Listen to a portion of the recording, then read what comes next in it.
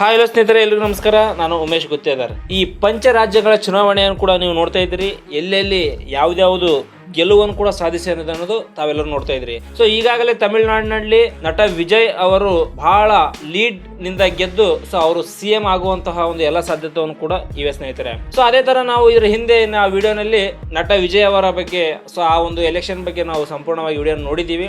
ಇವಾಗ ಈ ವಿಡಿಯೋದಲ್ಲಿ ನಾವು ವೆಸ್ಟ್ ಬೆಂಗಾಲ್ ಮಮತಾ ಬ್ಯಾನರ್ಜಿಯ ಒಂದು ಚುನಾವಣೆ ಹೇಗಿತ್ತು, ಇಲ್ಲಿ ಏನ್ ನಡೆಯಿತು, ಇಲ್ಲಿ ಬಿಜೆಪಿ ಅಧಿಕಾರಕ್ಕೆ ಬಂದಿದೆ ಅದರ ಕಸರತ್ತು ಹೇಗಿತ್ತು, ಅದರ ಪ್ಲಾನ್ ಹೇಗಿತ್ತು, ಏನೇನ್ ಮಾಡಿದ್ದಾರೆ ಎಂಬುದನ್ನು ಸಂಪೂರ್ಣ ವಿವರಣೆ ಈ ವಿಡಿಯೋದಲ್ಲಿ ನೋಡೋಣ ಸ್ನೇಹಿತರೆ. ವಿಡಿಯೋನ ಸ್ಕಿಪ್ ಮಾಡದೆ ಕೊನೆವರೆಗೂ ನೋಡಿ. ವೆಸ್ಟ್ ಬೆಂಗಾಲ್ ನಲ್ಲಿ ಮೊದಲು ಕಾಂಗ್ರೆಸ್ ಆಡಳಿತ ಇತ್ತು. ಅದಾದ್ಮೇಲೆ ನಂತರ ಅಲ್ಲಿ 34 ವರ್ಷಗಳ ಕಾಲ ವೆಸ್ಟ್ ಬೆಂಗಾಲ್ ನಲ್ಲಿ ಕಮ್ಯುನಿಸ್ಟ್ ಆಡಳಿತವನ್ನು ಕೂಡ ನಡೆಯಿತು ಸ್ನೇಹಿತರೆ. 2011 ಎಲೆಕ್ಷನ್ ಚುನಾವಣೆಯಲ್ಲಿ ಏನಾಯ್ತು ಅಂದ್ರೆ ಅಲ್ಲಿ ಮಮತಾ ಬ್ಯಾನರ್ಜಿ ಅವರು ಕಮ್ಯುನಿಸ್ಟ್ ಆಡಳಿತವನ್ನು ಕೂಡ ಅವರು ಕಿತ್ಕೊಂಡ್ರು. ಅಂದ್ರೆ ಅಲ್ಲಿ ಕಮ್ಯುನಿಸ್ಟ್ ಆಡಳಿತವನ್ನು ಕಿತ್ಕೊಂಡು ಟಿಎಂಸಿ ಅಧಿಕಾರಕ್ಕೆ ಬಂತು. ನಂತರ 15 ವರ್ಷಗಳ ಕಾಲ ಟಿಎಂಸಿನೇ ಆ ಒಂದು ವೆಸ್ಟ್ ಬೆಂಗಾಲ್ ನಲ್ಲಿ ಅಧಿಕಾರ ಇತ್ತು. ಏನ್ ದೀದಿ ಅಂತ ಹೇಳಿ ಕರೀತಾರೆ, ಮಮತಾ ಬ್ಯಾನರ್ಜಿ ದೀದಿಯ ಒಂದು ಹವಾನೆ ಅಲ್ಲಿ 15 ವರ್ಷಗಳ ಕಾಲ ಇತ್ತು. ಅವರನ್ನು ಸೋಲಿಸಲು ಯಾರ ಕೈಯಿಂದ ಸಾಧ್ಯವಾಗಲಿಲ್ಲ. ಅಂತಹ ಒಂದು 15 ವರ್ಷಗಳ ಕಾಲ ರಾಜಕಾರಣಿಯನ್ನು ಕೂಡ ಮಮತಾ ಬ್ಯಾನರ್ಜಿ ಕೂಡ ಅಲ್ಲಿ ನಡೆಸಿದ್ರು ಸ್ನೇಹಿತರೆ. ಅಲ್ಲಿ ಅವರದೇ ಕ್ಷೇತ್ರದಲ್ಲಿ ಇವಾಗ ವೆಸ್ಟ್ ಬೆಂಗಾಲ್ ಪೂರ್ತಿ ಬಿಜೆಪಿಗೆ ಸೇರ್ಪಡೆಯಾಗಿ ಬಿಜೆಪಿಯನ್ನು ಕೂಡ ಅಲ್ಲಿ ಗೆಲುವನ್ನು ಕೂಡ ಸಾಧಿಸಿದೆ ಸ್ನೇಹಿತರೆ. ಸೊ ಈಗ ಟಿಎಂಸಿಯ ಒಂದು ಅಧಿಕಾರವನ್ನು ಕೂಡ ಕಿತ್ಕೊಳ್ಳುತ್ತೆ.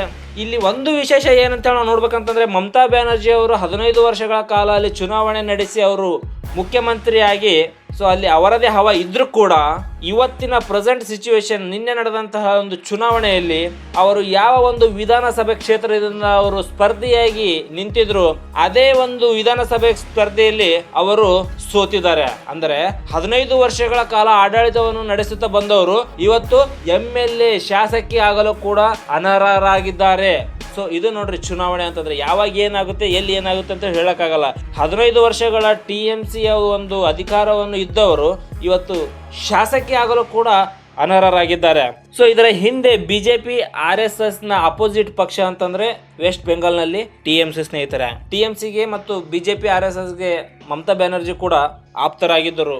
ಸುವೇಂದು ಅಧಿಕಾರಿ ವಿರುದ್ಧ ನಂದಿ ಗ್ರಾಮಕ್ಕೆ ಹೋಗಿ ಸ್ಪರ್ಧೆಯನ್ನು ಕೂಡ ಮಾಡಿದ್ರು ಯಾರು, ಮಮತಾ ಬ್ಯಾನರ್ಜಿ ಅವರು. ಅಲ್ಲಿ ಕೂಡ ಅವರು ಗೆಲುವನ್ನು ಸಾಧಿಸಲಿಕ್ಕೆ ಸಾಧ್ಯವಾಗಲಿಲ್ಲ. ಸುವೇಂದು ಅಧಿಕಾರಿ ಯಾವ ಒಂದು ನಂದಿ ಗ್ರಾಮದಿಂದ ಅವರು ವಿಧಾನಸಭೆ ಕ್ಷೇತ್ರದಿಂದ ಅವರು ಸ್ಪರ್ಧೆ ಮಾಡಿದ್ರು, ಮಮತಾ ಬ್ಯಾನರ್ಜಿ ಅಲ್ಲೇ ಹೋಗಿ ಸ್ಪರ್ಧೆ ಮಾಡಿದ್ರು ಕೂಡ ಮಮತಾ ಬ್ಯಾನರ್ಜಿ ಆವಾಗ ಗೆಲ್ಲಲಿಲ್ಲ.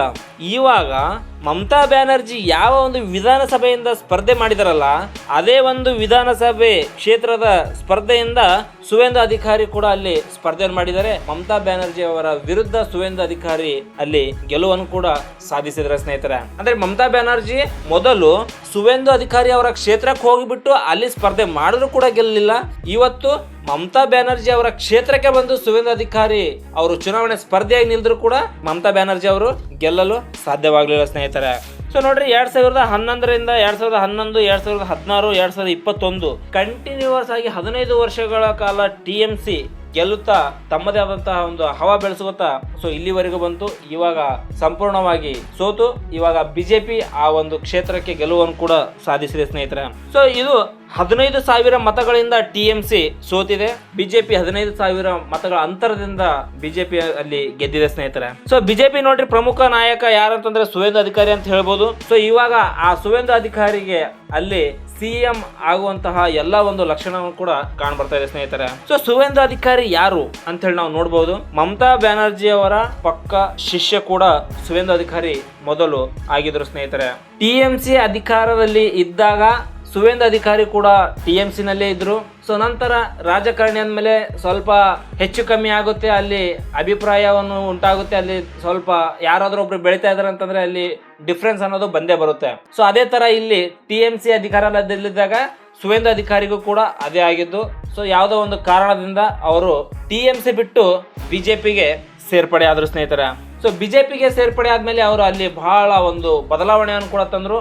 ಸೊ ಇವಾಗ ಅವರು ಅಲ್ಲಿ ಸಿಎಂ ಆಗುವಂತಹ ಎಲ್ಲಾ ಒಂದು ಲಕ್ಷಣಗಳನ್ನು ಕೂಡ ನಮಗೆ ಕಾಣ್ತಾ ಇದೆ.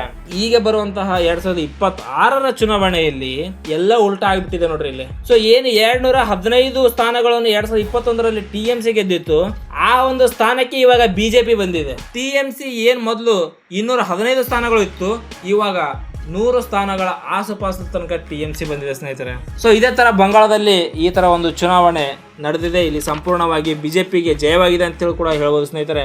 ಸೊ ಅದೇ ತರ ನಾವು ತಮಿಳುನಾಡಿನಲ್ಲಿ ನಟ ವಿಜಯ್ ಅವರು ಕೂಡ ಅಲ್ಲಿ ತಮ್ಮದೇ ಆದಂತಹ TVK ಪಕ್ಷದಿಂದ ವಿಜೇತರಾಗಿ ಅವರು CM ಆಗುವಂತಹ ಎಲ್ಲ ಸಾಧ್ಯತೆಗಳನ್ನು ಕೂಡ ಇದೆ ಸ್ನೇಹಿತರೆ. ಸೊ ಮತ್ತೆ ಮುಂದಿನ ವಿಡಿಯೋದಲ್ಲಿ ಸಿಗೋಣ. Thank you.